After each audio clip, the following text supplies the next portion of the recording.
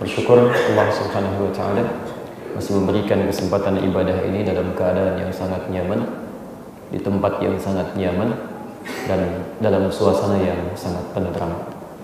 Dan jauh di sana, sahabat-sahabat kita, saudara kita tengah berada dalam kesulitan yang luar biasa, yang bukan hanya masjidnya, tapi juga rumahnya, jalannya, dan setiap sisi kehidupan mereka bisa dikatakan jauh dari rasa aman untuk saat ini.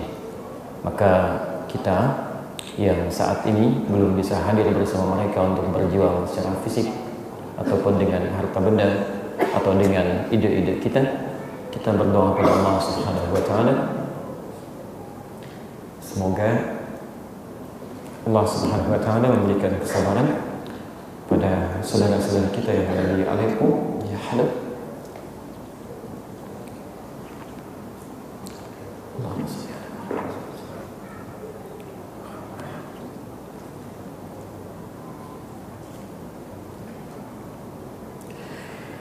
Semoga Allah mengampuni kita semua. Semoga mereka berada dalam keadaan syuhada. Allahumma asbirhum. Semoga Allah sabarkan mereka. Dan semoga Allah sentuh orang-orang yang memang diamanahi untuk menolong mereka, agar supaya segera bergerak untuk bisa membuktikan keimanannya pada Allah Subhanahu wa taala. Jangan berharap pada orang-orang yang tidak beriman. Jangan berharap pada orang-orang yang tidak beriman, karena panggilan ini bukan panggilan akal tapi panggilan iman. Jadi jangan sekali-kali jika kita punya persoalan keimanan kita, jangan mengharapkan pada orang-orang bukan beriman, karena mereka bukan sekutu kita, mereka bukan bagian orang-orang yang memikirkan keimanan kita. Tapi sekarang khitab ayat ini berlaku untuk semua orang yang merasa beriman kepada Allah Subhanahu wa taala. Dari kemarin sampai dengan tadi siang saya mendapatkan banyak pertanyaan, di antaranya dengan fatwa yang dimintakan oleh sebagian saudari-saudari kita di Aleppo dan di Halab. Bagaimana hukumnya kami dihadapkan pada dua pilihan, antara membunuh diri kami dengan dihadapkan pada perkosaan yang mungkin kami hadapi dari pasukan-pasukan yang dihadap itu. Maka saya sampaikan tidak ada pilihan, dan pertanyaan Anda keliru sesungguhnya. Pertanyaan itu seharusnya berlaku bagi kami. Apa yang kami lakukan lewat ujian yang telah Allah tampilkan, yang kelihatan oleh mata orang-orang beriman, apa yang harus dilakukan? Itu sesungguhnya pertanyaan yang sekarang sedang dihadapkan pada kita semua. Maka melalui kesempatan ini saya pun menyeru kepada orang-orang yang diamani oleh Allah Subhanahu wa taala dengan memangku kekuatan. Dan Anda jika merasa sebagai bagian dari orang-orang beriman, ana ukhatibukum ayyuhal muluk ad-dunya, ana ukhatibukum, wallahi ukhatibukum, antum satus'aluna yawmal qiyamah, satus'aluna yawmal qiyamah, wa ana ashhadu amama rabbil alamin, wa ana sa'aqulu li rabbi antum alladhina qad a'ta rabbul alamin fi aydikum, antum alladhina ikhtara Allah lakum jami'an. Allahul azim, Allahul azim. الآن تخاطبكم آية القرآن الكريم في سورة النساء في آية 75 عندما قال ربنا جل وعلا جل وعلا فما لكم لا تقاتلون في سبيل الله والمستضعفين من الرجال والنساء والولدان الذين يقولون ربنا أخرجنا من هذه القرية الظالم أهلها واجعل لنا من لدنك وليا واجعل لنا من لدنك نصيرا أنتم مختارون أنتم ستسألون يوم القيامة أمام رب العالمين. والله العظيم والله العظيم والله العظيم أنا أشهد أمام رب العالمين بأنكم صائمون بأنكم نائمون. والله العظيم أنتم مختارون اليوم أنتم مختارون.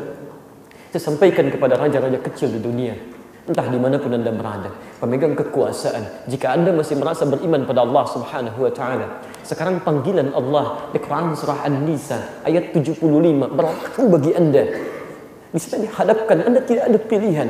Mereka mengatakan, ya Allah, mohon keluarkan saya dari tempat yang penuh dengan kezaliman ini.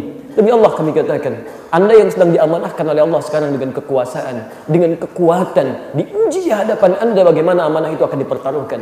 Dan wallahi, saya akan jadi satu orang di antara sekian orang yang bersaksi di hadapan Allah di hari kiamat nanti, bahwa Anda sekarang tengah tertidur, Anda tengah diam ketika dihadapkan pada orang-orang yang minta pertolongan di hadapan Allah Subhanahu wa taala. Itu bagian pertama. Dan bagi kita tidak ada pilihan lain barangkali kecuali kita memperbanyak doa kepada Allah Subhanahu wa taala. Mudah-mudahan setidaknya dengan doa yang kita panjatkan, hisab kita diringankan oleh Allah Subhanahu wa taala saat kita tidak berada bersama pada saat-saat ini dengan mereka. Dan saya sampaikan Quran surah ke-4 An-Nisa ayat 93 itu. Demi Allah saya katakan, jangan fikirkan orang-orang yang telah melakukan keburukan ini.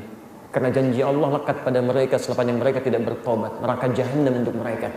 Perhatikan kalimatnya, wa may yaqtul mu'minan muta'ammida. Dan siapa yang sengaja merencanakan membunuh satu orang saja orang beriman, satu orang saja, satu orang saja. Demi Allah orang-orang ini sudah direncanakan untuk keluar dari daerah tadi Halab. Orang mengenalnya dengan Aleppo. Bis-bis sudah dijajarkan untuk keluar dari situ. Tiba-tiba terjadi perencanaan yang luar biasa. Dibombardir mereka, anak kecilnya, perempuannya, orang tuanya, segala kalangannya. Allah sampaikan, wa may yaqtul mu'minan muta'ammida. An-Nisa ayat 93, posisi paling kanan di pertengahan. Perhatikan kalimatnya. Siapa yang sengaja merencanakan pembunuhan pada satu orang beriman, satu saja, fajaza'uhu jahannam, maka kami siapkan neraka jahanam balasan untuk mereka. Khalidan fiha, kekal di dalamnya, tidak akan pernah keluar. Ghadiballahu alaihi, dan Allah akan murka pada orang-orang ini. Wa la'anahu, sepanjang dia tidak bertobat, laknat Allah menyatu bagi mereka. Wa 'adda lahu 'adzaban 'azima, dan untuk mereka kami siapkan azab yang berlipat-lipat di akhirat nanti. Jangan fikirkan mereka. Ini hanyalah tampilan dari Allah Subhanahu wa taala yang dihadapkan pada kita untuk menuntut pada diri kita apa respon yang bisa kita lakukan pada saat ini. Maka kami sampaikan sekali lagi, Anda yang dititipi oleh Allah kewenangan, kekuatan, kekuasaan, maka inilah tampilan dari Allah untuk menguji amanah yang Allah telah titipkan kepada Anda. Kita yang diuji oleh Allah Subhanahu wa taala dengan tempat yang jauh dari sana, maka ini ujian pada hati kecil kita untuk setidaknya mendoakan bagi mereka. Anda nggak bisa bantu dengan fisik, nggak bisa bantu dengan harta, nggak bisa bantu dengan tenaga, setidaknya doa sampaikan pada mereka. Dan dengan itulah kita insya Allah diringankan hisab kita di akhirat nanti oleh Allah Subhanahu wa taala.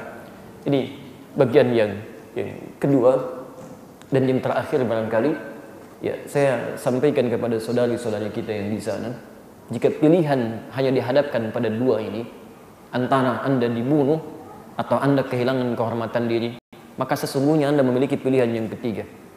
Ya, pilihan yang ketiga. Kalau pilihannya tidak ada yang lain, maka pilihan ketiga, berjuanglah di jalan Allah Subhanahu wa taala. Jahidu fi sabilillah. Niatkan karena Allah, pertahankan izzah agama Anda. Saat Anda wafat, maka Anda fi sabilillah. Tidak ada pilihan untuk bunuh diri. Sekali lagi, tidak ada pilihan untuk bunuh diri. Tidak ada pilihan untuk bunuh diri. Imma Anda pertahankan izzah Islam ya, dengan cara Anda melawan mereka, atau imma bisa mendapatkan luang, Anda silahkan pergi keluar dari situ, kemudian siapkan kembali kekuatan untuk mendapatkan kebaikan-kebaikan yang baik oleh Allah Subhanahu wa taala. Maka bagaimana Ashabul Ukhdud yang dieksekusi itu? Bagaimana dengan kemudian Fir'aun yang melakukan pembunuhan-pembunuhan itu? Bagaimana dengan Asyah dan sebagainya yang dilemparkan ke dalam api yang bergejolak itu, kemudian disuruh loncat mereka. Mereka loncat bukan karena ingin bunuh diri. Mereka dieksekusi bukan karena ingin bunuh diri, tapi mereka pertahankan izzah Islam, keimanan mereka, dan perjuangan mereka di hadapan Allah Subhanahu wa taala. Jadi itu yang kira-kira bisa kita sampaikan, dan kami sampaikan selamat pada para syuhada di sana, anak-anak kecil yang bahkan belum balik, yang saking sayangnya Allah dengan mereka sudah cepat pulang sekarang. Ini tampilan bagi manusia aja cara seperti ini. Kalian itu sudah selesai, kalian penghafal Quran, di situ tempat orang-orang saleh berada, kalian sudah beribadah dengan luar biasa, sudah cukup.